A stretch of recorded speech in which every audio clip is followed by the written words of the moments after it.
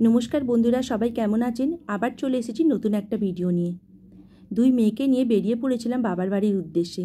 এটা ছিল জন্মাষ্টমীর ভিডিও। অনেক দিন পর গিয়েছিলাম। গিয়েছিলাম চৈত্র মাসে দোল পূর্ণিমাতে জাটতুতো দাদার এক বাড়িতে অনুষ্ঠানে। আমার বাড়ি থেকে বাবার বাড়ি এই 2 থেকে আড়াই ঘন্টার মতো রাস্তা। সামনেই তো জন্মাষ্টমী ছিল আর একদিন ছুটিও পাবো, তাই রবিবার সকাল সকাল বেরিয়ে পড়েছিলাম মেয়েদেরকে নিয়ে। যখন পৌঁছালাম ঘড়িতে তখন 1:30 মতো বাজে। একটু জল মিষ্টি খাইয়ে মা আমাদেরকে খাবার টেবিলে বসিয়ে দিয়েছিলেন। মা আর দিদি আমাদের জন্য বানিয়েছিল চিলি চিকেন আর ফ্রায়েড রাইস। এই দুটোই আমার মেয়েদের খুব পছন্দের খাবার। দুই মেয়ে আর বাবা খাওয়ার পর আমিও বসে পড়েছিলাম এই সমস্ত খাবার দেখে লোভ সামলাতে না পেরে। মা আর দিদি যেহেতু পরের দিনে জন্মাষ্টমী ছিল, তাই ওদের জন্য বানিয়েছিল ফ্রায়েড রাইস আর আলুর দম নিরামিষ।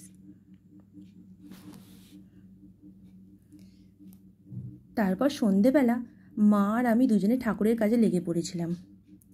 এই সমস্ত কাজ আমার দিদি আর মাই করে। তো দিদির হঠাৎ খুব জ্বর হয়, মাকে একাই করতে হচ্ছিল।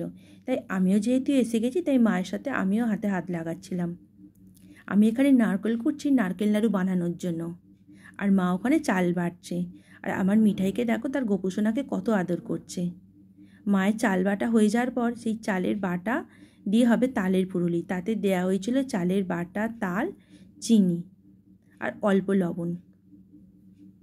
মিঠাইয়ের গোপুসোনাকে আদর করার পরে সে করছিল ডাম্বেল চাগাচ্ছিল। ওগুলো হলো আমার দিদির ছেলের। পরের দিন সকালে মা বানিয়েছিল লুচি, আলু ভাজা আর মালপোয়া, সুজি।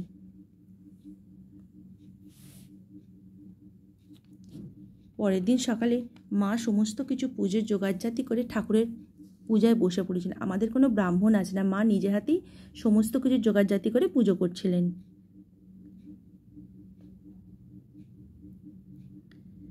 পূজা হয়ে যাওয়ার পর আমাদের কিন্তু প্রচণ্ড খিদে পেয়েছিল, তাই দিদি আমাদের জন্য বানিয়েছিল কাবলি ছোলার ঘুগনি আর লুচি।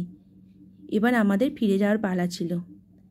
তো আজকের ভিডিওটা কেমন লাগলো একটু সবাই জানিও, ভালো না লাগলেও বলো।